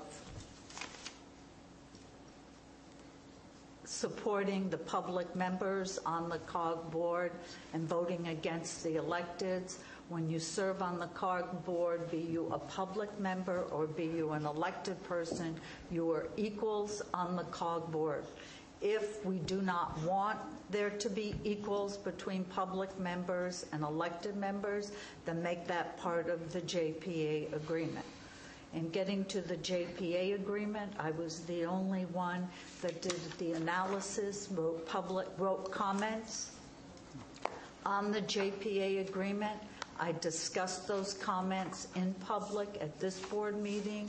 At the COG, I submitted my comments and my analysis of the JPA agreement to the county and to the City of Angels. I think that by having both Tom and Gary on the COG board, you're going to not see anything that's going to be positive. I do think that they are out to destroy the COG as it stands. Do I think there could be things that need to change on the COG board? Yes. Do I think there needs to be changes in the JPA agreement? Absolutely. And I put them in writing for everyone to see what the analysis was. And I think there's been too much divisiveness on this board and on the COG board. All COG members on the COG board are equal. The only difference is that the electeds get to pick the public members. Other than that, when a vote's taken, a vote is taken. I think that Mr. Tryon should be the one to step down. I don't believe that I should be the one to leave the COG board. If Mr. Tuffanelli would like to be on the COG board, let him replace one of the 4 people from Angels Camp. Any other board comments? Steve? COG has been a big issue before this board for a long time. It recently kind of came a cropper in Valley Springs, but there have been a lot of other issues that preceded that. The fundamental difference on the board 4 years ago was a question of the role of public transit and its funding. And a deeply divided board at that time came to what I thought was a pretty collegial conclusion, that if we were that divided, that on one of the principal issues before the COG, that it would be important for us to be able to represent those 2 things, whether it was 3-2 or 2-3. It didn't matter. And at that time, I supported the idea that, and in retrospect, this may have been cruel and unusual, but that Tom Tryon and Maria Callaway should be our representatives. Now, we have different issues today, maybe. Whether the county abandoned its post at certain points along the way in planning, and whether COG substituted itself for that, and whether we are now able to retake some of that jurisdiction back into the county auspices. Those are important issues, and in my mind, it's important that the people who deal with that are under a policy direction are the people who actually are on the ground trying to figure out the sort out as we return projects to county jurisdiction. What worries me about other issues that we have today include the ongoing public transit, maybe personnel issues, the question of what kind of priorities we have in transportation planning, whether bike paths are important, whether it's all signalization and things that are important in places that are becoming crowded. These are big issues, and they have a lot to do with the way we live, what kind of quality of life. But there really are geographic differences in this county. To have so many people on the COG, we now have new public board members, and they are living in areas that are more suburban in nature and less rural. As the COG has evolved over the last number of years, it actually it used to be much more balanced in terms of rural and suburban, upcountry and downstream. There was a balance, and I think it was important, certainly for areas upcountry, that our voices were heard and represented on that board. Now, I have personally chosen to stay as far away from COG as I can, and actually, in retrospect, that was probably a good decision. But I do believe that geographic diversity matters. I believe that pluralistic approaches on issues, that is, we're not a monolithic board. The citizens have decided to elect people who are quite different from one another, and my guess is that has something to do with the communities that brought us here, that they really are different sometimes, and that it requires a different perspective to represent them adequately. So when everybody puts this combination on a board, I think that the issue of both the history of how we've handled this in the past, we have never removed somebody against their will since I've been on this board from a position unless they've committed some kind of heinous, awful breach of the public interest. And I have not yet heard that argument. I'd be curious if people are thinking that way. For our own collegiality, for the way that we get along and the way we're able to handle the public's business, I think we need to be very careful not to create this new precedent about, even when you're 3-2, that the two have no sort of representation on something as important as transportation planning. I also agree with the idea that the COG needs change, and so I do support Supervisor Toffanelli coming onto the COG. I think some fresh perspectives make sense, and maybe we have kind of bogged down in old disputes. But I also think that upcountry needs to be represented. Other sections of the county that if Supervisor Callaway were off the COG, would be left less represented.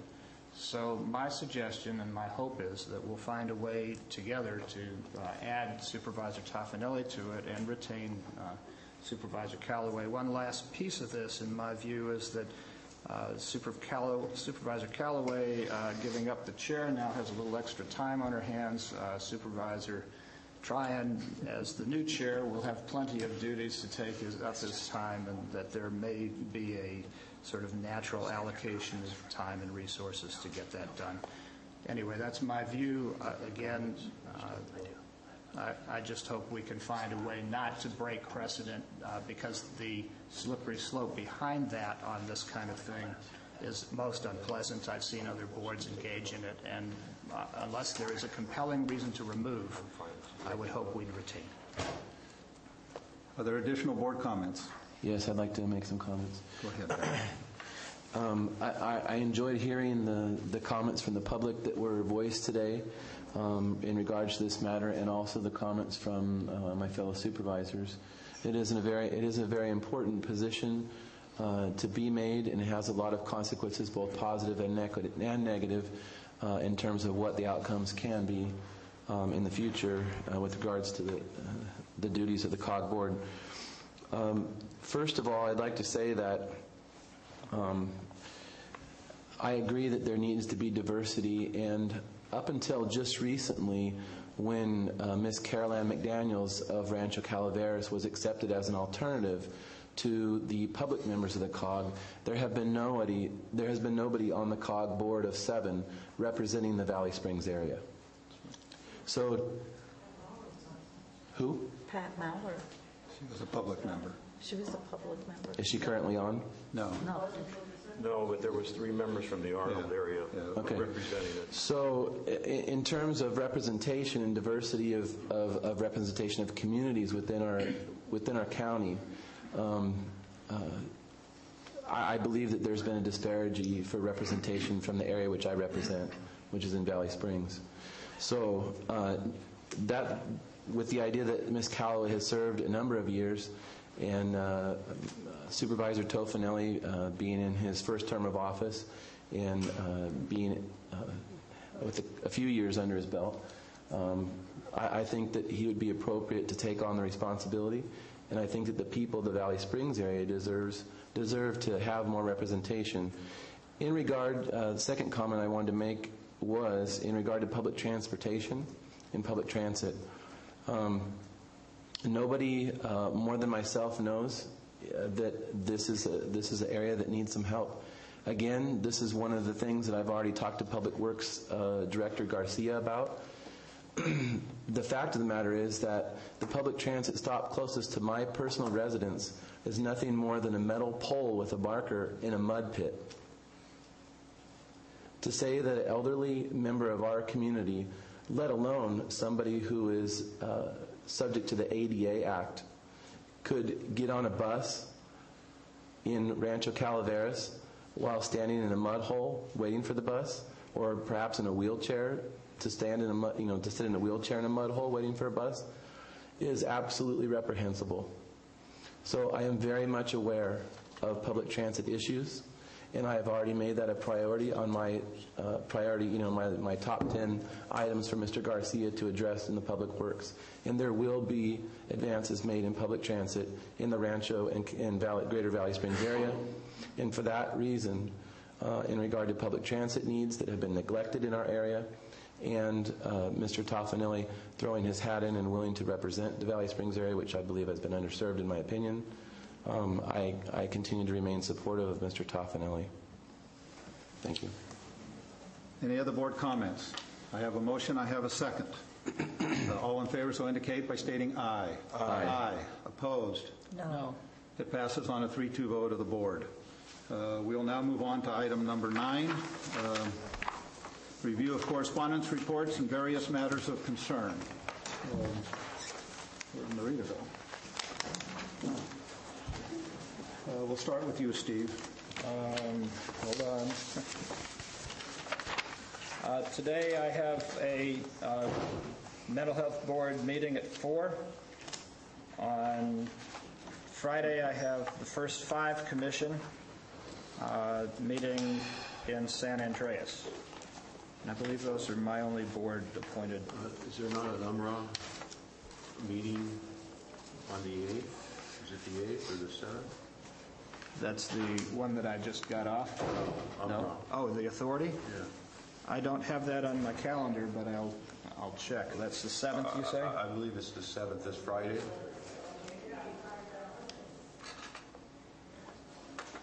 Didn't get that email.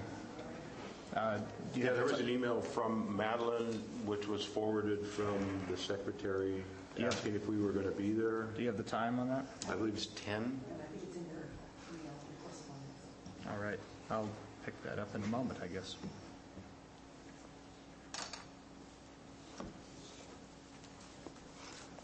And that's it for me. Marita. I have Area 12 Agency on Aging this week, and I'm going to Paul Stein's book signing. The fourth law? Writing a book on his 4 years on the board? The fourth law, I think is the name of it. Fourth law. The fourth law. Okay. Does that complete your comments? Yes. Gary. I have nothing to bring before the board other than the aforementioned UMRA meeting on Friday.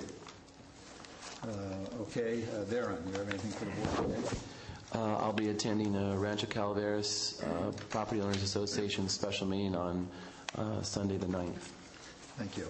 I'll go then to Jim. Do you have any comments? Yeah, I wanted to inform the board, we've had a pending lawsuit, former Supervisor Claudino versus the county.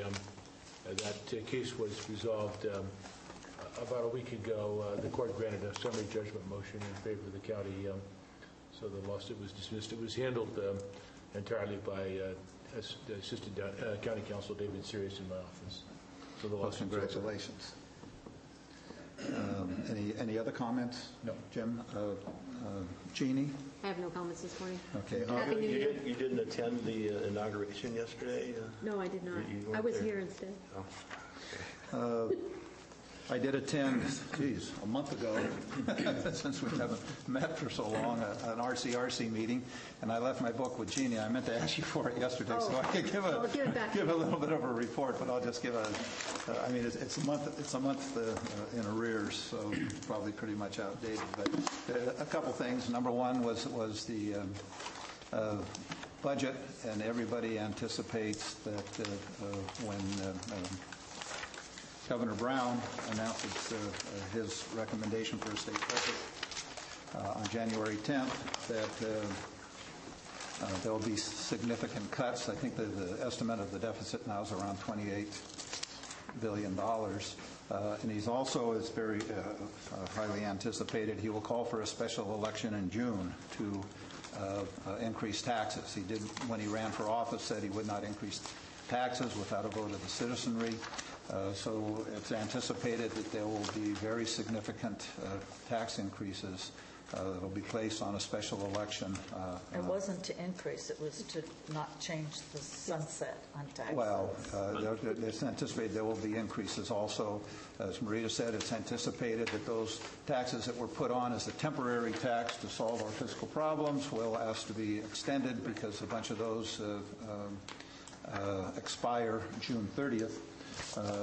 But it's going to be very interesting times in the budget process. There's been so much talk here over the last month of the problems in the states. And they had an interesting thing on, I think it was Bloomberg News, Business News, here, I don't know, 3-4 days ago I was listening to it, and they talked about how there's been a mass exodus of money out of municipal bond funds because there's a huge anticipation that there will be defaults in the municipal side, either states or counties or cities nationwide. The anticipation is there will be defaults, there will be restructurings, and there's at this point a mass exodus out of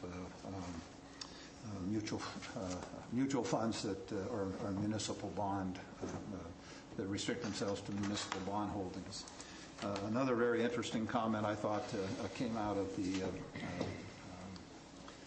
district forester for the I believe it was the Stanislaw National Forest. Maybe it's more than just the Stanislaw. And it was interesting because I reported to the board probably about a year ago now, or almost. We had the director of the Department of Corrections come in and talk to the board, to the RCRC board, Regional Council of Rural Counties board, and I'm the board's representative. And one of the comments he made is that so much of his time and so much expense is tied up in lawsuits, and that prisoner rights attorneys have the right to just walk the hallways of prisons and jails, et cetera, and they're just constantly filing lawsuits, and for the Department of Corrections it's extremely costly, and it makes it very difficult to manage the department. So it was just interesting. So that at this last meeting of RCRC in December, we have the regional forester in from San Francisco or wherever he's from. A very nice man, and he gave under his comments about how much of his time, the majority of his time is taken up in lawsuits, that it's very hard to manage the national forest because so much of his time and so much of his money is taken up in lawsuits. And, you know, I keep sort of bringing up, at some point, we better get some tort reform on the table, on this agenda, because even these people that are appointed and are, you know, are making well into six figures on government paychecks and are probably all pretty much aligned with the same party, are basically saying they can't run their departments. They just can't run their departments because of the third-party lawsuits. And it's extremely costly, and it's making the departments almost dysfunctional. So I thought that was an interesting comment. Tom, was that Randy Moore that made that presentation?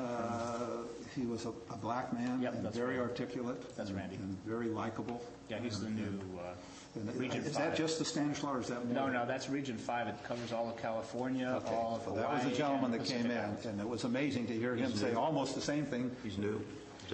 Within the last couple of two years, I think, I don't think it's been that long, because he was talking like he hadn't been there very long. In that job, 2 years is still getting to know the territory. But he was very articulate, very likable, and a sharp guy. A great representative for the National Forest. But his comments were the same as the Department of Corrections. You know, that they can't get the job done. So anyway, I had some other comments, but I think they're probably pretty outdated at this point, and I left my reference book with Jeannie, so that completes my comments. Peter, do you have a comment that you'd like to provide to the board on the board correspondence? Peter Race, yes, correspondence. And you're traveling wide and far, acquiring wisdom and knowledge. Sometimes as a constituent, I feel like a grandchild wearing a T-shirt. All I got from Grandma and Grandpa is a T-shirt. I would hopefully that you would find the time when you go to these meetings and correspondence with other people, elected representatives, that in your report of your expense reports, it doesn't impress me seeing an agenda. Take your time on a plane, either going or backward. Give me a report, who you see, what subject you see, what was the result. Give me some name, rank, and serial number and pedigrees, who you've seen at constituent taxpayers' expense. So please, write something out, and hopefully that maybe the clerk would post all those so we can give you the proper credit of all your extra work you're doing behind the scenes when you're taking these little trips. So I would appreciate if you folks take the time and write a report so we can really appreciate what hard-working folks are doing. Well, usually we give a report. Usually I give a fairly long report on RCRC. No, put it in writing. It's a month old, and I left my book with Jeannie, and quite frankly, probably a lot of it's pretty well dated. A month. Things are so much happening in Sacramento, a month's time. Oh, it's nothing. You wait till a couple of months. Parasiting the parasite, folks. So anyway, thank you, Peter. Any other comments? Any other board comments? Can I make a last one? In regards to what Peter's comment, and I think Joe was talking earlier about CSAC and those type of things. I had the opportunity to spend 2 days in Riverside at a CSAC training, and I will tell you that I had my own doubts and skepticisms when I went there, and but I would submit to you that if it's done right, these things can be handled well, and it is worth the taxpayers' money. It was a five-day seminar. Yeah, the thing that was taking place there. I only attended 2 of the 5 days, and I came back to Calaveras County because one of the days was, entertainment with Sinbad the comedian and some other stuff, which I didn't feel appropriate nailing the taxpayers for that. However, I did make some connections there that were very important with other supervisors, both new and tenured, within the state of California. One being a supervisor from the county of Napa, who availed me to information that the county of Napa, due to their fiscal conservancy, has a reserve of $50 million in their county budget, and they haven't laid off one county employee. So I will be making a visit to Napa County to visit their lovely facilities, and I'm welcoming my fellow board members, CAO, County Council, anybody that'd like to make the trip with me maybe take a little day trip, a little wine and cheese, and find out how they racked up $50 million in reserves. So maybe we can, in the world of education, we have no shame about stealing ideas that work. Because whether the budget year is good, bad, or sideways, teachers never have enough money. And that's a fact. So if I can learn something from Napa County that will benefit ours, and other people would like to join me in that excursion, that would be great. And that's a contact that I made at CSAC in Riverside.